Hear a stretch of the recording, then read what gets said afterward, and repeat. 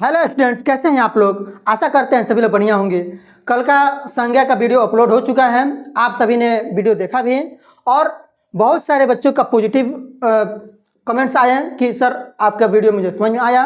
I hope कि सभी बच्चों को समझ में आया होगा। चलिए, आज का जो टॉपिक है, आज का टॉपिक है सर्वनाम। आज हम पढ़ेंगे किसके बारे में? सर्वनाम के बारे में पढ़ेंगे। सर्वनाम किसे कहते हैं? सर्वनाम किसे कहते हैं? देखिए, सर्वनाम का शाब्दिक अर्थ जो होता है वो होता है सबका नाम। सर्वनाम का शाब्दिक अर्थ क्या होता है? सबका नाम होता है। अभी आपको बताता हूं, मैं लिख दूं उसको थोड़ा सा कि सब सर्वनाम का शाब्दिक अर्थ क्या होता है? सबका नाम। देखिए, कहने का मतलब है कि स्पेशली हर आदमी का अपना अपना खुद का नाम होता है। जैसे मेरा नाम धीरज वर्मा है, आपका नाम कुछ कोई और होगा, किसी और का नाम कोई और होगा, और उसी से आपकी पहचान होती है। ओके, सबका नाम मत एक नहीं हो सकता है। कोई ऐसा नाम नहीं है जिसको हम सबको उस नाम से बुला सकते हैं, ऐसा नहीं है। लेकिन कुछ ऐसे नाम होते हैं, कुछ ऐसे चीज होते हैं जिससे सबको हम बुला सकते हैं। जैसे मैं अगर शब्द है वो मैं अपने लिए भी करता हूँ, आप अपने लिए भी करते हैं, कोई और भी अपने लिए करता है। सभी लोग, मतलब दुनिया का हर एक लोग अपने लिए, खुद के लिए क्या करते हैं? मैं का प्रयोग करते हैं। ओके, इसके साथ ही साथ जैसे आप किसी को देखते हैं, आपसे छोटा है तो कहता है तुम ये काम कर रहे हो, मतलब उसको हम तुम कहते हैं, नाम नहीं रखते हैं। फिर कोई और लड़का है उसको बोलते हैं तुम, किसी और को बोलते हैं तुम। तो ये जो तुम शब्द है ये सबके लिए एक नाम है ना। आपसे कोई बड़ा आदमी है तो उसको आप बोलते हैं आप क्या कर रहे हैं, आप कहाँ जा रहे हैं। तो उस मतलब आप कह रहे हैं तो आप किसके लिए कह रहे हैं? उस आदमी के लिए कह रहे हैं। किसी व्यक्ति को अगर हम कुछ आपको आके बुला रहे हैं तो उसके लिए कह रहे हैं। ज़्यादा लोग हैं, तुम लोग बोल रहे हैं कि तुम लोग कहाँ जा रहे हो, मतलब उन लोगों के लिए हम तुम लोग शब्द इस्तेमाल कर रहे हैं।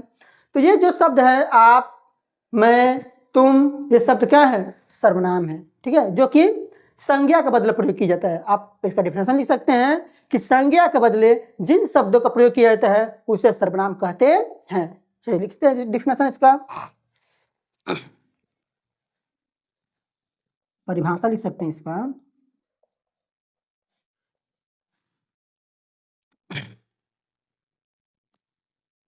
संज्ञा के बदले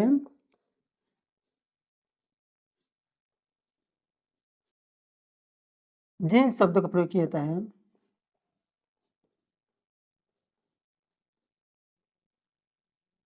जिन शब्द का प्रयोग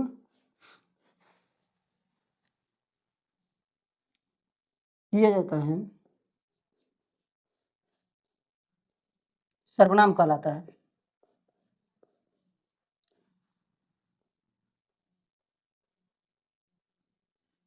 जैसे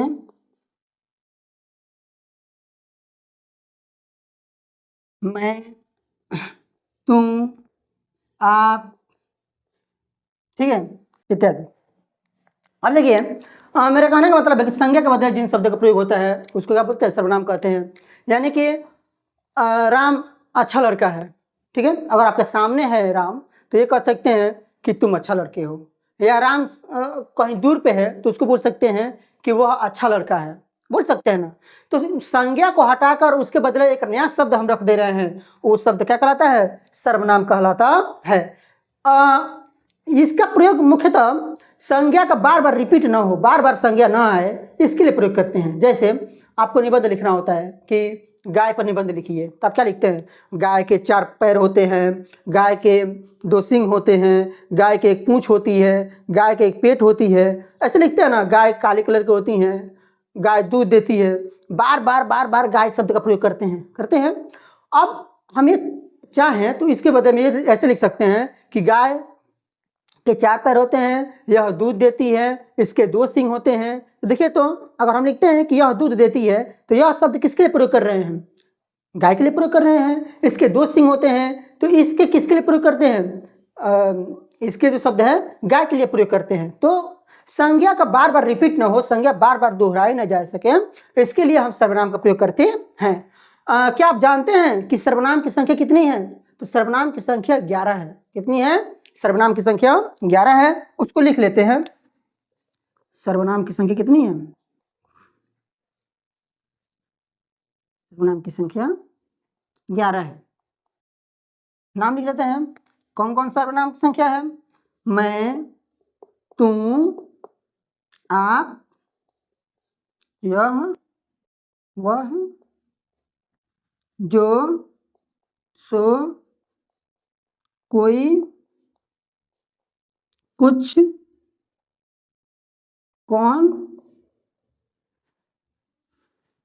और क्या। ओके, ये 11 होंगे। देखिए तो 1 2 3 4 5 6 7 8 9 10 11। सर्वनाम में सर्वनामों की संख्या 11 है। ओके, अब देखिए तो इसको आप स्क्रीनशॉट ले लीजिए। बच्चों का कल कमेंट में कहना था कि सर आप जो लिख रहे हैं हमें साफ साफ नहीं दिखाई दे रहा है, छोटा छोटा दिखाई दे रहा है। तो आज हमने अपने फंड को बड़ा कर दिया है ताकि आपको कोई भी असुविधाएं न हो। ओके, आप इसको लिख लीजिए, स्क्रीनशॉट ले लीजिए और मैं इसको इरेज करता हूं। ओके, इसको इरेज कर देते हैं।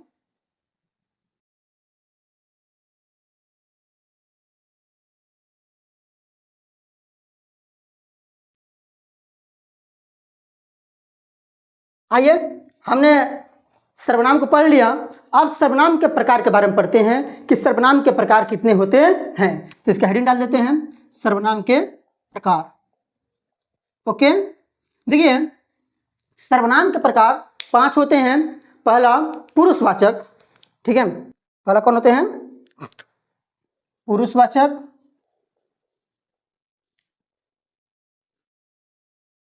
निश्चयवाचक,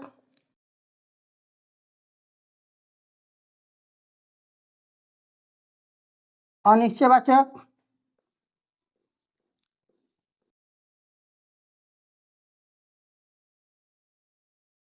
प्रश्नवाचक,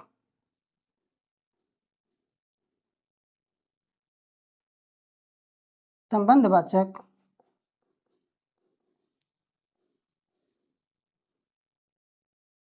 ओके।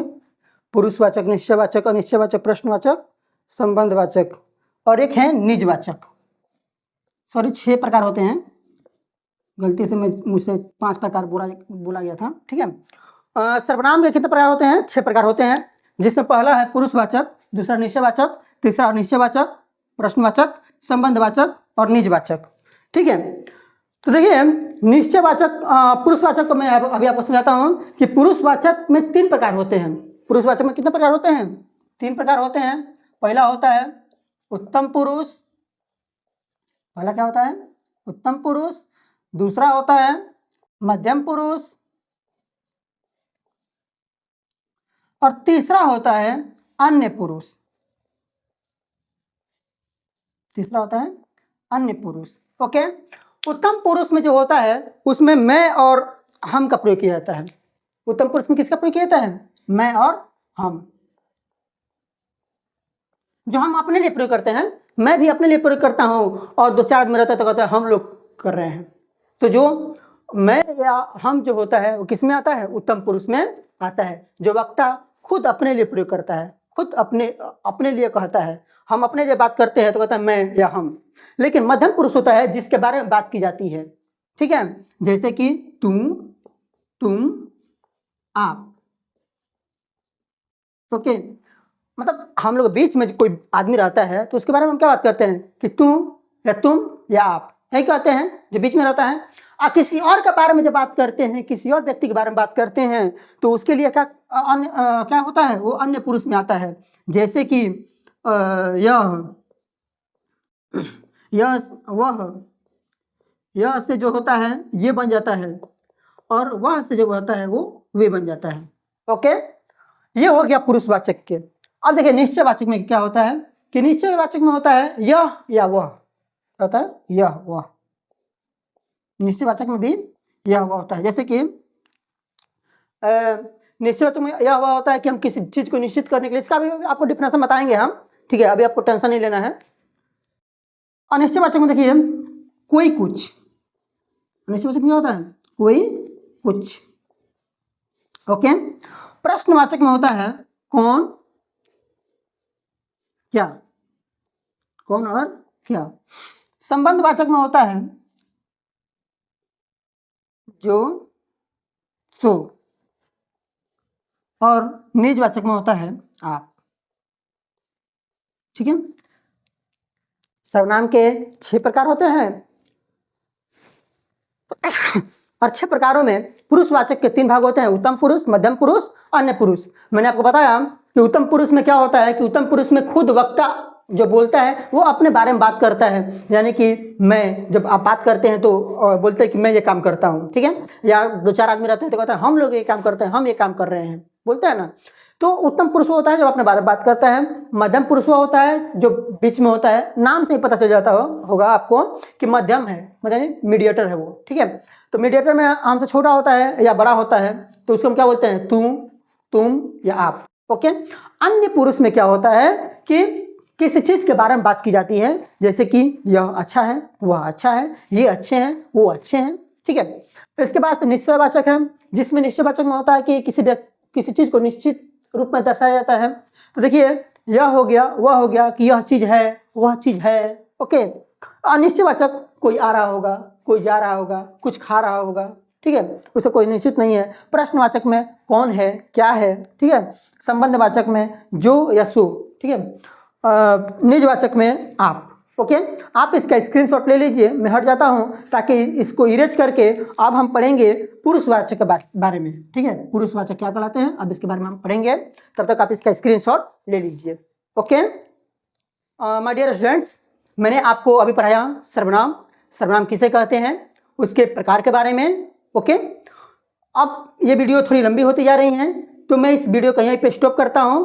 अब इसके नेक्स्ट वीडियो में आपको सर्वनाम के जितने प्रकार हैं उसको डीपली आपको बताऊंगा, बढ़िया से समझाऊंगा।